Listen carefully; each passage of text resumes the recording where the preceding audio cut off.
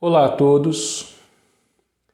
Mais uma vez nos encontramos para mais uma exposição bíblica dominical. E hoje nós retornaremos com a nossa exposição do livro de Gênesis. Então, gostaria de te convidar a abrir a sua Bíblia em Gênesis, capítulo 21. E nós vamos ler do verso 8 até o 34 e expor esse texto. Gênesis 21, de 8 a 34. Mantenha a sua Bíblia aberta e nós vamos orar nesse instante. Senhor nosso Deus, eu quero te agradecer, ó Pai, por esse privilégio que temos de agora, ó Deus, ouvirmos a Tua palavra, de sermos, ó Deus, exortados, consolados, ensinados por ela, Senhor. E eu quero te pedir que o Senhor, ó Pai, através do Teu Espírito, fale a todos aqueles que ouvirem esta mensagem. Que o Senhor me use, ó Deus, apesar de mim. Que o Senhor, ó Deus, dê do Teu alimento, Pai, vindo da Tua palavra, a todos aqueles a quem chegarem, ó Deus, esta mensagem. É o que nós te pedimos em nome de Jesus. Amém. Queridos irmãos e amigos, nós temos testemunhado há algum tempo uma forte polarização em nosso país. O povo se dividiu no campo político, sendo um grupo favorável a certos governantes e outro grupo contrário. Um grupo favorável a certos tipos de tratamento para essa nova doença e outro grupo contrário. E essa rivalidade hoje já supera a antiga rivalidade no futebol. E nos dois casos, tanto política como futebol, sempre terão aqueles que se dizem isentos. Para eles, tanto faz quem governa, tanto faz quem joga. Para eles, isso não importa. O importante é ser feliz. Mas, desde que o pecado entrou no mundo, sempre estivemos divididos em dois grupos. E isso não tem nada a ver com política e nem com futebol. E nesse caso, não existe a turma dos isentos. Todas as pessoas da Terra, sem exceção, fazem parte de um desses dois grupos. Ninguém está no meio ou em cima do muro. Ou se faz parte de um grupo, ou se faz parte de outro. Ou você pertence à semente da mulher, ou pertence à semente da serpente. E nessa exposição dominical no livro de Gênesis, nós temos visto claramente, no decorrer dos seus capítulos, essa divisão. Caim de um lado, Abel do outro. Os homens da terra de um lado e Noé do outro. Sem e Jafé de um lado e Cã do outro. E nós vemos, por todo o restante do relato bíblico, os dois reinos presentes, os filhos da luz e os filhos das trevas, e às vezes dentro da mesma família. E no texto de hoje nós veremos essa divisão mais uma vez, dentro de uma mesma casa. Um filho faz parte da semente da mulher, do povo eleito de Deus, daqueles que foram redimidos pelo Senhor. E o outro filho é a semente da serpente. É o rejeitado, é aquele que não tem parte na herança do Senhor. E olhando para o nosso texto em Gênesis capítulo 21, nós lemos no versículo 8 que Isaac foi desmamado. Nesse dia em que o menino foi desmamado, deu a Abraão um grande banquete. O texto começa então com uma festa de desmame. Nos tempos antigos, as crianças eram desmamadas com 3 ou 4 anos de idade. Mais tarde, E o pequeno Isaac deveria ter essa idade. Ele estava crescendo e não mamava mais no seio de sua mãe. E esse simples acontecimento já era um motivo de festejar, era um motivo para que Abraão desse um grande banquete. Aquela criança era a alegria daquela casa. Eles riam muito com Isaac. Aliás, você se lembra que é isso que significa o nome Isaac, riso. Porém, você deve se lembrar também que Isaac possuía um meio-irmão mais velho por parte de pai. Ismael, que era 14 anos mais velho do que Isaac. E nessa época em que Isaac deveria ter os seus 3 ou 4 anos, Ismael então teria entre os seus 17 e 18 anos. E no versículo 9, voltando para o nosso texto, nós lemos que, vendo Sara que o filho de Agar, a egípcia, a qual dera à luz a Abraão, caçoava de Isaac. Nem aqui no versículo 9, nem no restante do nosso texto, nós veremos o nome de Ismael. Ele não era o foco dessa história. Mas nós vemos que esse rapaz, que hoje chamariam de adolescente, ele caçoava do pequeno Isaac. E Sara viu aquilo e claro que ela não gostou. Enquanto para os seus pais Isaac era motivo de alegria, para Ismael era motivo de escárnio, de zombaria. Percebam que o riso estava presente em todos naquela casa, mas com motivos diferentes. Aliás, a palavra no original aqui era a mesma, tanto para riso como para escárnio. E aí eu te pergunto, qual é o motivo do seu riso? Todas as pessoas riem. Os cristãos, eles riem de alegria pelo Filho de Deus. Nós rimos porque lembramos que Deus nos amou e nos enviou o seu Filho para nós, tornando-se um de nós. E a cada Santa Ceia nós nos lembramos também da sua morte, que nos deu a salvação. E por isso rimos de alegria, por isso também, porque sabemos que Ele pagou pelos nossos pecados naquela cruz. Todos os nossos pecados foram perdoados e agora, por Cristo Jesus, pela sua morte e ressurreição, nós temos vida eterna. E isso é motivo de alegria, é motivo de riso para o cristão.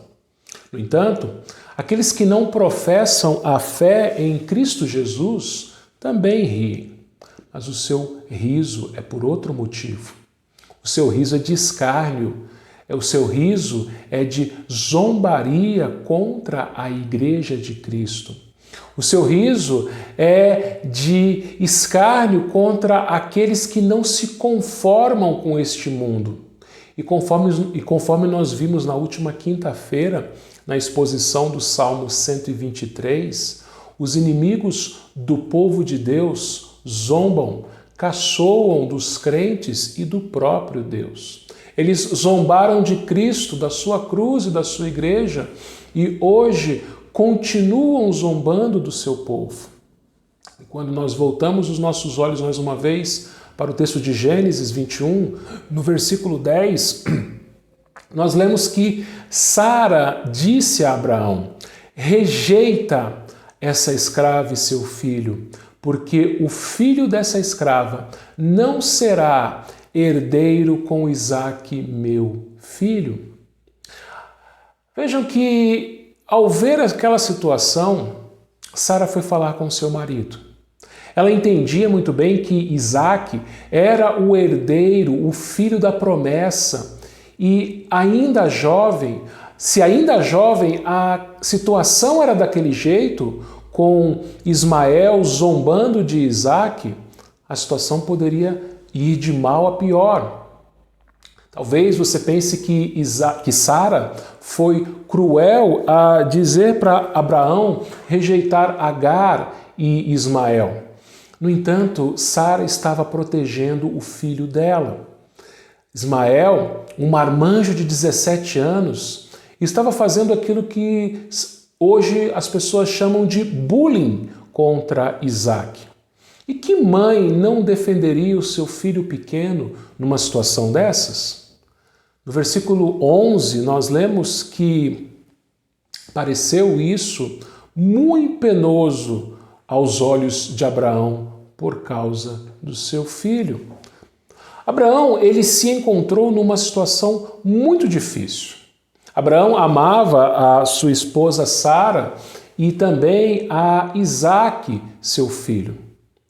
Mas Ismael também era seu filho e ele também o amava. E as palavras de Sara pesaram no seu coração. Porém, Abraão agiu naquele momento como muitos pais agem hoje em dia, não querendo disciplinar os seus filhos. Vejam, meus irmãos, amor não é sinônimo de falta de disciplina. Aliás, é justamente o contrário. Em Hebreus capítulo 12, versículo 8, nós lemos o seguinte: porque o Senhor corrige a quem ama e açoita a todo o filho a quem recebe. Ismael zombou de Isaque e com justiça merecia a disciplina do seu pai. Quando nossos filhos pecam, temos o dever de corrigi-los, de discipliná-los, usando inclusive, se necessário, a vara. E a nossa geração está repleta de pais negligentes que não disciplinam os seus filhos. E filhos sem disciplina não respeitam os limites. Por mais que isso doa em nossos corações, devemos educar sim os nossos filhos na disciplina do Senhor. E eu mais uma vez bato nessa tecla. Quando você trouxe o seu filho, a sua filha ao batismo, você fez um voto. Você prometeu isso. Você prometeu disciplinar o seu filho quando necessário na palavra do Senhor. Discipliná-lo conforme a palavra do Senhor. Dessa forma, não falhe na sua promessa. Ame o seu filho, demonstrando esse amor, inclusive ao discipliná-lo. A disciplina não é descarregar a raiva, a ira sobre o seu filho. Não é gritaria, não é espancamento. A disciplina ela causa dor, sim, mas é uma dor que visa a correção. Por isso que a disciplina é um ato de amor. E um outro ponto que queremos destacar aqui é que Ismael era consequência do pecado de Abraão. Enquanto Isaque era o filho da fé, Ismael era o filho da incredulidade. Se Abraão tivesse confiado no Senhor, se não tivesse feito do seu jeito, ele não passaria por aquela situação. Quando nós pecamos, Deus não faz vista grossa para o nosso pecado. Mesmo que os nossos pecados já tenham sido pagos na cruz, eles sempre nos trarão consequências. E não somente a nós, mas também a outras pessoas também. Abraão, ele pecou ao não confiar em Deus e resolver ter um filho do seu jeito com a escrava. Agora Abraão deveria mandá-los embora, trazendo as consequências do seu pecado à mãe e ao filho. E essa seria uma decisão difícil para Abraão. E quando nós precisamos tomar decisões difíceis, é fundamental a orientação do Senhor. É isso que nós vemos no versículo 12. Disse, porém, Deus a Abraão: não te pareça isso mal por causa do moço e por causa da tua serva. Atende a Sara em tudo o que ela te disser, porque por Isaque será chamada a tua descendência. O Senhor, ele trouxe consolo a Abraão, dizendo para que ele ouvisse Sara. Isso pode parecer contraditório por parte de Deus. 18 anos antes, Sara teve a ideia de que seu marido tivesse um filho com a escrava. Toda essa situação teve como ponto de partida a ideia descabida de Sara. E Abraão, ao invés de confiar no Senhor, atendeu a Sara. E o resto da história todos nós conhecemos. Mas agora o Senhor diz a Abraão para que ele desse ouvidos à sua mulher. Vejam, meus irmãos, ser o cabeça da casa não significa que o marido irá desprezar a opinião de sua esposa. Sara não era uma mulher perfeita, mas era uma mulher crente. Ela sabia que o seu filho era o filho da promessa, o herdeiro de Abraão. O próprio Deus havia dito isso. E uma esposa sábia é uma bênção para o seu marido, auxiliando-o a tomar decisões. Uma esposa sábia é um instrumento de Deus na vida dos seus maridos e dos seus filhos. Em Provérbios 14, versículo 1, nós lemos o seguinte: a mulher sábia edifica a sua casa, mas a insensata com as próprias mãos a derriba.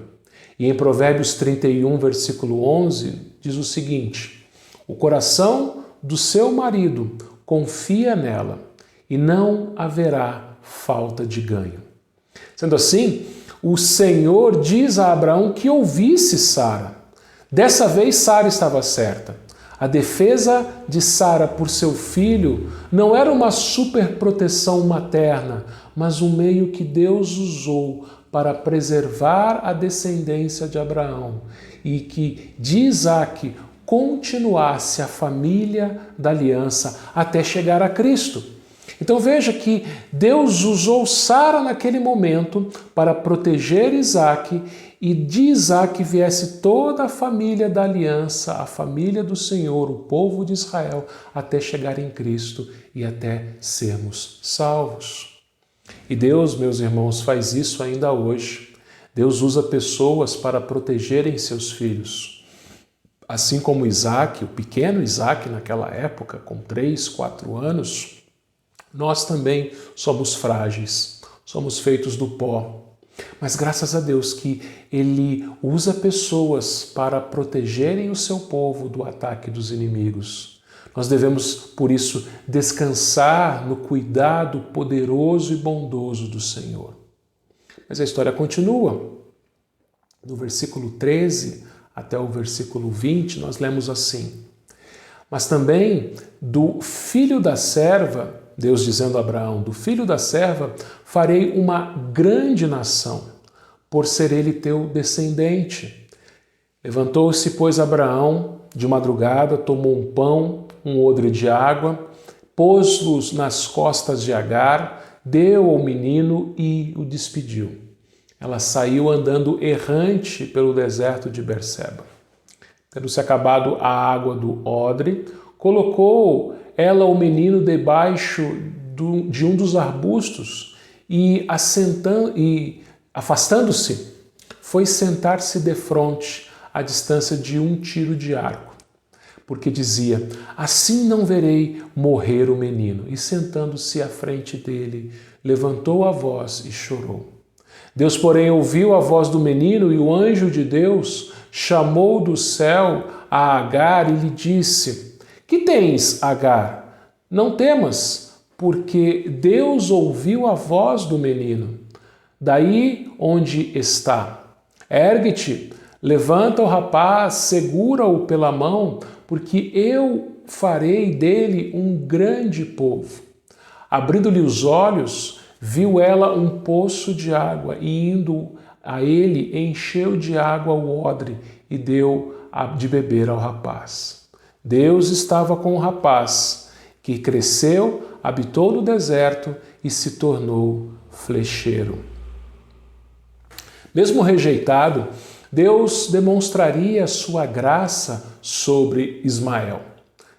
Deus tranquilizou Abraão, prometendo que daquele rapaz sairia uma grande nação.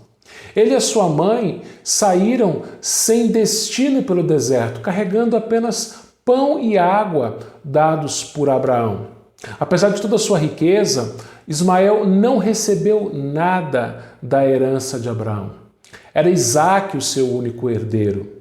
E depois que a água acabou, Agar se afastou do seu filho para não vê-lo morrer e começou a chorar. Todavia, vejam que Deus ouviu o choro, Deus ouviu aquele clamor e Deus teve misericórdia, dizendo a Agar que do seu filho sairia uma grande nação. E nós sabemos que essa nação hoje é o povo árabe. Como Deus prometeu, ele cumpriu. Deus então providenciou um poço para que matasse a sede de Ismael. E lemos ainda que Deus estava com o rapaz, ele cresceu e ele se tornou um flecheiro. Agora perceba uma coisa, Deus ele abençoa até mesmo aqueles que não fazem parte do seu povo. Isso se chama graça comum. Deus faz o seu sol nascer sobre maus e sobre bons. Os ímpios também prosperam, têm saúde, constituem família, são felizes. E é Deus mesmo quem os abençoa. Às vezes vemos crentes sofrendo e ímpios festejando, prosperando. Essa era a crise do salmista Asaf no Salmo 73. Ele não entendia como os ímpios, com toda a sua maldade, eram prósperos. Do versículo 3 até o versículo 12 do Salmo 73, nós lemos assim, Asaf falando: Pois eu invejava os arrogantes ao ver a prosperidade dos perversos. Para eles não há preocupações, o seu corpo é sadio e nédio. Não partilham das canseiras dos mortais, nem são afligidos como os outros homens. Daí a soberba que os cinge como colar e a violência que os envolve como um manto. Os olhos saltam-lhes da gordura, do coração brotam-lhe fantasias, motejam e falam maliciosamente, da opressão falam com altivez. Contra os céus desandam a boca e a sua língua percorre a terra. Por isso, o seu povo se volta para eles e os que têm fome os que têm por fonte de que bebe a largos sorvos. E diz: Como sabe Deus? Acaso há conhecimento no Altíssimo? Eis que são estes os ímpios, e são sempre tranquilos e aumentam as suas riquezas. Você também não fica perplexo com isso? Muitas vezes podem os maus terem tanto e os bons tão pouco? Como Deus pode abençoar os ímpios e fazê-los prosperar e às vezes deixar o seu povo na pobreza? Como hoje, meus irmãos, ainda hoje, vemos crentes sofrendo por causa dessa tal pandemia e ímpios zombando da igreja, fazendo festas clandestinas, espalhando vírus. Como pode isso acontecer? Como podem autoridades e juízes corruptos fecharem o comércio, deixando tanta gente desempregada, com fome, deixando o povo dentro de casa, com depressão, com medo, negando tratamento aos doentes, deixando as igrejas fechadas, impedindo o povo de Deus se reunindo para cultuar e essas autoridades corruptas dormirem tranquilamente, cada vez mais ricas? Como pode tudo isso? A explicação está na graça comum e na paciência de Deus. Ismael teve sim uma vida abençoada nesta terra, mas ele não era crente, ele não era um eleito. Voltando ao Salmo 73, Asaf reconhece que haverá uma justiça final para os ímpios. Mesmo que os ímpios não paguem nesta terra, não sofram a justiça de Deus nesta terra, certamente eles sofrerão a justiça na eternidade. No Salmo 73, 27, nós lemos assim: Os que se afastam de ti, eis que perecem. Tu destróis todos os que são infiéis para contigo. Por isso que nós devemos evangelizar os ímpios, chamando-os ao arrependimento. Como eu já disse em sermões anteriores, um dos papéis da igreja nesse tempo que estamos vivendo, e em todos os tempos também, é claro, é chamar o mundo ao arrependimento, é ser, à semelhança de João Batista, a voz que clama no deserto. Nós não sabemos quem são os eleitos, por isso nós devemos pregar a todos, sabendo que mediante a nossa pregação, alguns serão salvos, mas outros serão condenados. O mesmo evangelho que salva, condena, como diz o texto de João, capítulo 3, versículo 36. Por isso, quem crê no Filho tem a vida eterna. O que todavia se mantém rebelde contra o Filho não verá a vida, mas sobre ele permanece a ira de Deus. E quando nós voltamos para Gênesis 21, no versículo 21, nós lemos que Ismael habitou no deserto de Parã e sua mãe o casou com uma mulher da terra do Egito. Ismael se casou com uma mulher egípcia. E os egípcios também não faziam parte do povo de Deus. Tanto os descendentes de Ismael, os árabes, como os egípcios, mais tarde se tornaram inimigos de Israel. Gente ruim se junta a gente ruim. Ismael era um ímpio, um não eleito, e ele se casou com uma ímpia. Já gente crente se junta com gente crente. Isso fica bem claro no ensino bíblico a respeito do casamento. Na família dos patriarcas, nós vemos que enquanto Isaac se casou com Rebeca, uma filha da aliança, Ismael se casou com uma egípcia ímpia. Mais tarde, enquanto Jacó se casou com Lia e depois com Raquel, também filhas da aliança, seu irmão Esaú se casou com mulheres cananeias e depois com uma das filhas de Ismael, todas elas pagãs. Aí, meus irmãos e irmãs, nós vemos mais uma vez o ensino bíblico do casamento que agrada a Deus. Enquanto os ímpios se casam entre eles, os crentes devem também se casar entre eles. Um rapaz crente se casa com uma moça crente se casa com um rapaz crente. Esse é o padrão bíblico. E quando você obedece, Deus, ele se agrada de você. Deus, ele abençoa o seu casamento. E olhando novamente para Gênesis capítulo 21, nós vemos que esse capítulo termina com uma outra história que aconteceu ao mesmo tempo da história que acabamos de ler.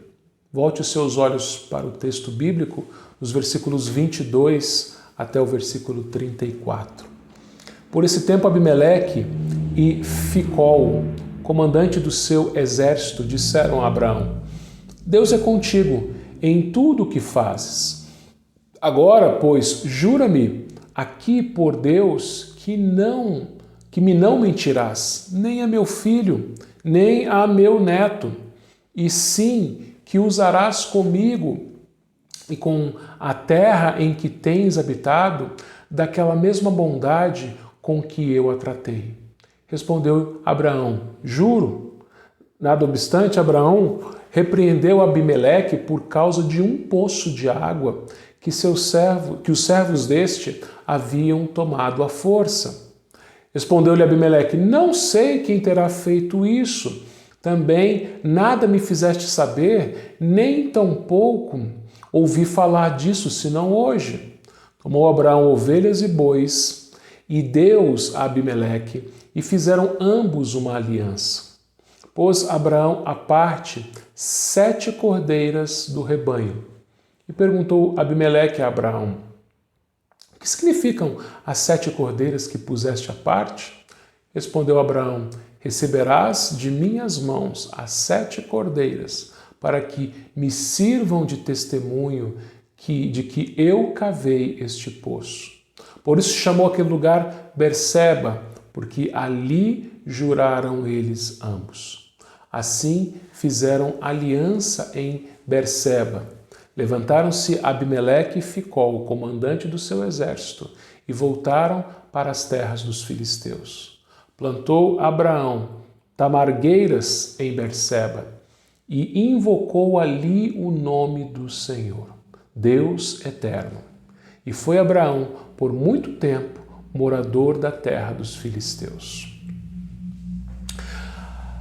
Abraão já morava há algum tempo na terra dos filisteus.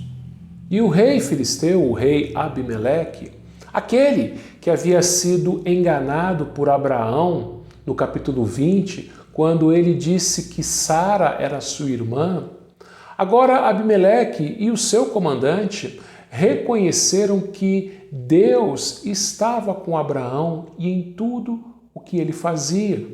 Abimeleque viu a bondade de Deus na vida de Abraão. Vejam, a maioria das pessoas nunca entrou numa igreja, nunca leu a Bíblia, mas observa a vida dos crentes. Por isso nós devemos dar um bom testemunho no meio em que vivemos. Anos antes, Abraão deu um mau testemunho perante Abimeleque, mas Deus perdoou o seu pecado e o abençoou, e Abimeleque viu isso. O crente, ele mostra ao mundo, através da sua vida, que ele é um pecador, sim, como todos os demais, mas é um pecador regenerado, que se arrepende, que é restaurado por Deus. Quando o crente é a luz do mundo, o mundo reconhece isso e reconhece a mão de Deus, a bênção de Deus sobre o crente. Foi isso que Jesus disse. Assim brilhe também a vossa luz diante dos homens, para que vejam as vossas boas obras e glorifiquem a vosso Pai que está nos céus. Isso está escrito lá em Mateus 5,16. E finalmente, nós vemos a história de um poço. No deserto, água é mais valiosa do que ouro. E Abraão havia cavado um poço, e os servos de Abimeleque tomaram à força de Abraão esse poço. E apesar de Abimeleque dizer que não sabia de nada, Abraão fez uma aliança com Abimeleque que serviu de testemunho que aquele poço era de Abraão. E Abraão demonstrou isso presenteando Abimeleque com algumas cordeiras. Agora, Abraão falava a verdade. Antes, Abimeleque lidou com um Abraão mentiroso, mas agora ele estava lidando com um Abraão que falava a verdade. Deus transformou a vida de Abraão e ele transforma a vida de cada um de nós, nos santificando com o seu Espírito, nos limpando dos nossos pecados. E vejam que Abraão também, ele plantou uma árvore como símbolo da presença e da graça de Deus na vida de Abraão. Porque Abraão também ficou morando naquela terra, a terra dos filisteus, por bastante tempo. Aquela terra seria de Abraão. Na verdade, ela seria dos descendentes de Abraão. Mas ao adorar ali e invocar o Deus eterno, Abraão sabia que no final das contas, aquela não era a sua terra, aquela não era a sua casa, a sua herança não estava nessa terra, mas no novo céu e na nova terra, na eternidade. Dessa forma, meus irmãos, eu concluo a nossa palavra de hoje, dizendo que, sim, existem dois povos bem diferentes, completamente diferentes, morando nessa terra. Um dos povos não ama a Deus, zomba de Deus e da sua igreja. Mas apesar disso, Deus os abençoa, demonstrando a sua graça e a sua paciência, chamando essas pessoas a se arrependerem dos seus pecados. Mas o outro povo, ele é o povo salvo. salvo por Jesus na cruz. Esse povo sabe que nada merece, mas ainda assim recebe de Deus bênçãos que ficarão por toda a eternidade. As bênçãos dos ímpios terminam na sua morte, mas as bênçãos dos crentes são eternas. Vamos orar? Ó Pai, agradecemos, ó Pai, porque pela sua graça salvadora, fazemos parte do teu povo, da semente da mulher, dos eleitos, a igreja, a noiva de Cristo. E Pai, usa-nos, ó Pai, como tuas testemunhas, a anunciarmos, ó Deus, o evangelho de arrependimento àqueles que estão perdidos, aqueles, ó Deus, que não fazem parte do seu povo, chamando essas pessoas ao arrependimento. Ó Deus, sabemos que as bênçãos que recebemos são eternas. E o Senhor é bondoso, o Senhor é gracioso, Pai, e abençoa e cuida mesmo dos ímpios, mesmo daqueles que zombam do Teu nome, Senhor Deus, que zombam do Teu povo. Ó Deus, não sabemos quem são aqueles que são Teus eleitos. Por isso, mova-nos, ó Pai, como Tua igreja, a pregarmos o Evangelho a todos, ó Pai. Sabemos que aqueles que foram escolhidos do Senhor irão se arrepender, ó Deus, e receberão bênçãos eternas. Mas, ó Deus, sabemos que o Senhor é justo.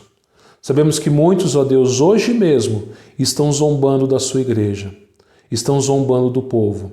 Hoje mesmo, Senhor Deus, homens maus têm zombado, Senhor, feito, Senhor, o teu povo sofrer.